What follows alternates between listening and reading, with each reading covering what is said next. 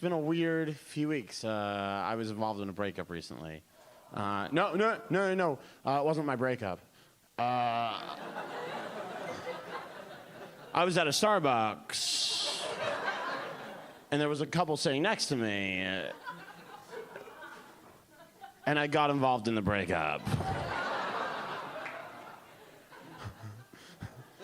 It was a guy and the girl. I was sitting there reading a book. I was reading The Great Gatsby, which is a really interesting book, but it's not more interesting than hearing someone go, "Give me one good reason we shouldn't go out anymore, Michelle!"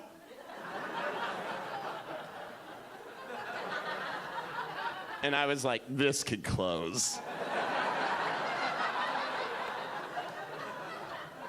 She was clearly the one doing the breaking up.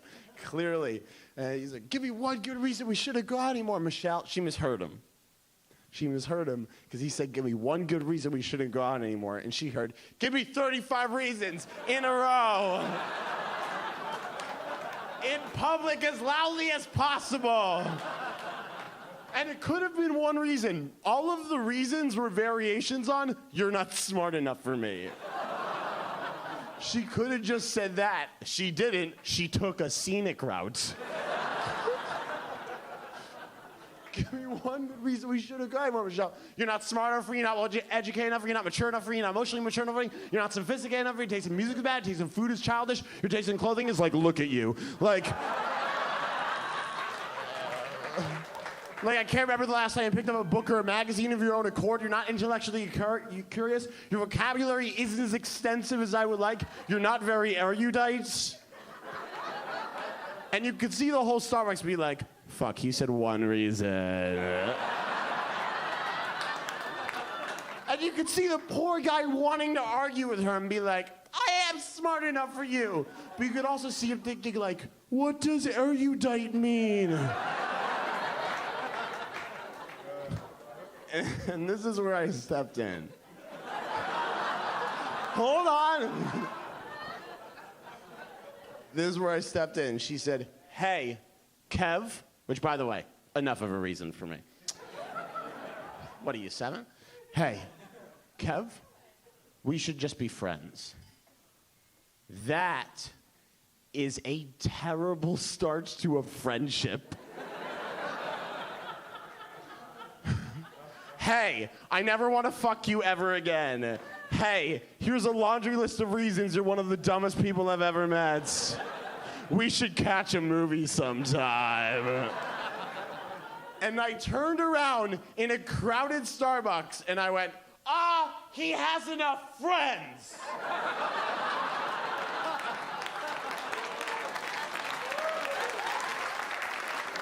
He went, he's not with me. And I was so caught up in the moment that I was like, Kev, I'm with you all the way.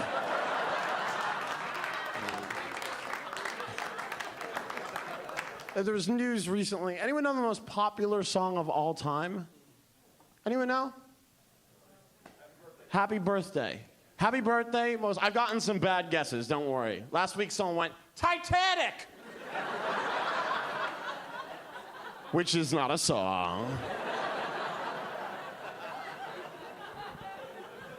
And yesterday, someone apparently seriously went, All Star by Smash Mouth. And I was like, that's not even the best Smash Mouth song! Happy Birthday, it just went out of copyright. It was a big story. So now it's like, yeah, it's public use now. It's a big deal. And it's a real song. I didn't know. It was written by 2 sisters, Mildred and Patty Hill, in 1912. And the New York Times published an interview they did in the 50s with Mildred. And the interviewer took this shit really seriously. He's like, given the success of Happy Birthday, brackets, to you.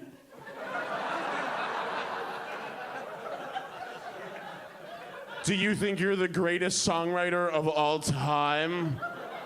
And instead of going, it's Happy Birthday, she went, I think the success of the song speaks for itself. Which I love, because that means there was like a pitch meeting of this woman, this arrogant woman just like kicked in a door and she's like, are you motherfuckers ready? And they're like, what do you got for us, Mildred? And she's like, you guys know birthdays? And they're like, is that the day you're born? And she went, yeah, but it's about to be a big deal.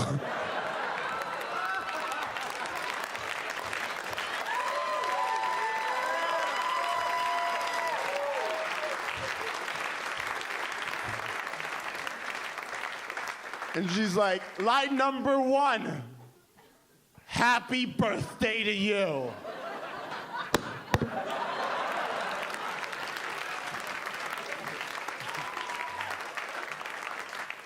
And they're like, that's pretty good. Is there a second and fourth line? And she goes, you bet your ass there's a second and fourth line. Second line, happy birthday to you. And they're like, slow down.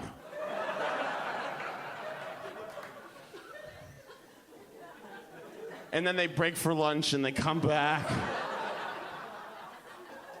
They're like, is there a third line? And she's like, you're not gonna believe the third line. And they're like, is it happy birthday to you? And she's like, you would think that.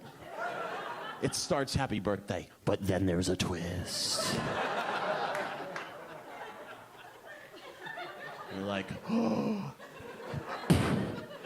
What do you mean there's improv? She's like, you put the name in. What name? And you're like, any name, as long as it's their birthday.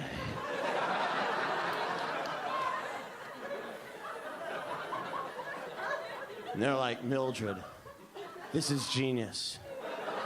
One day, morons at TGI Fridays will demand that the waiters come out and scream at their friends. And they're like, in the fourth line, and she's like, why change a winning formula? Your next act is an Edinburgh Best Newcomer winner. Please put your hands together for Alex Edelman.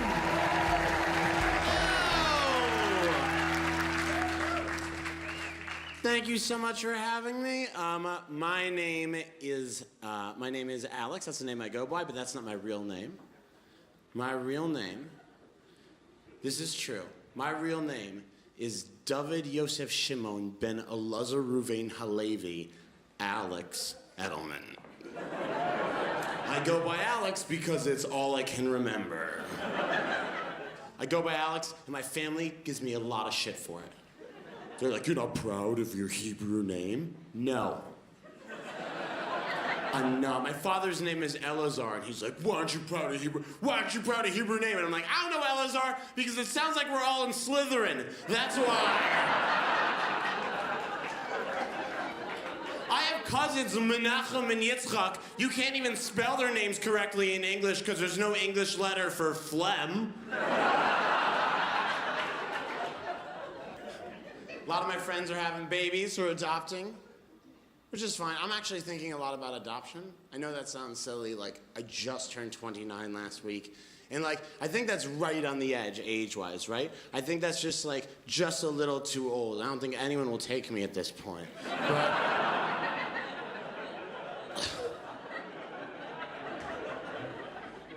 I'm at their house, and I'm holding their baby, and the baby's name is Jameson, and Jameson starts to cry, which is fine. He's a baby. And the mom, who's never liked me, she looks at me and she just goes, sounds like Jameson's not a fan. He usually has a really good sense for men. And I kind of like got a little annoyed, and I was like, it's fine. He's a baby. He doesn't even know he's alive yet. And never say this to a parent. I went, he's just a bag of things at this point.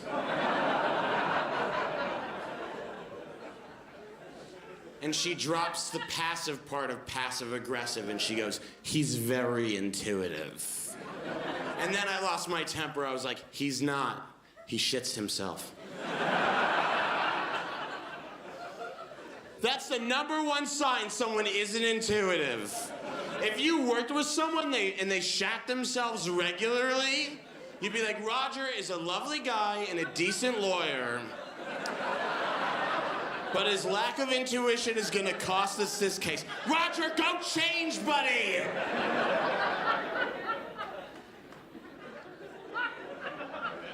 And they go into the kitchen and talk about how awesome I am.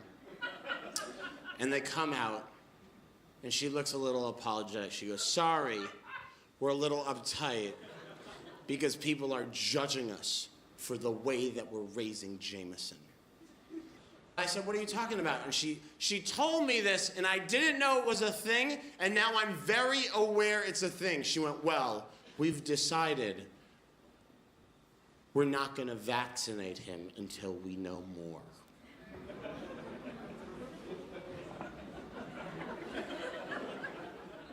And I was like, first of all, here's your disease baby back. Second of all, what are you talking about? And she went, well, we've read that vaccines can cause, anybody know? Autism. Yeah, it's weird to hear an audience just go, autism. And she said, we've heard that vaccines can cause autism. And I was like, that is not true. And she said, what do you know about autism? And I was like, first of all, I've been tested 11 times.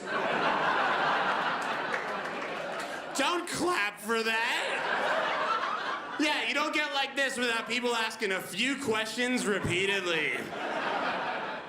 I went to a lot of child psychiatrists. I was a child psychiatrist slut. I remember sitting in a psychiatrist's office and my parents are talking to him outside the door, and I just remember overhearing my mom go, what do you mean he's fine?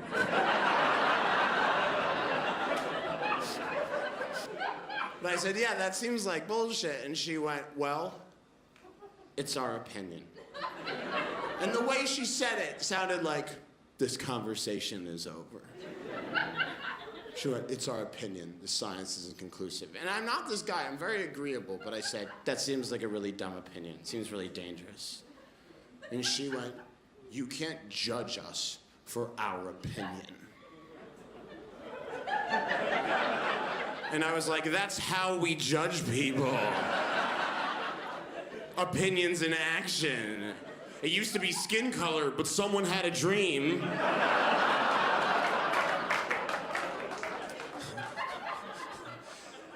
And don't owe it this, because it struck a chord with me. She said, you can't judge me. Only God can judge me. I went to a Jewish school.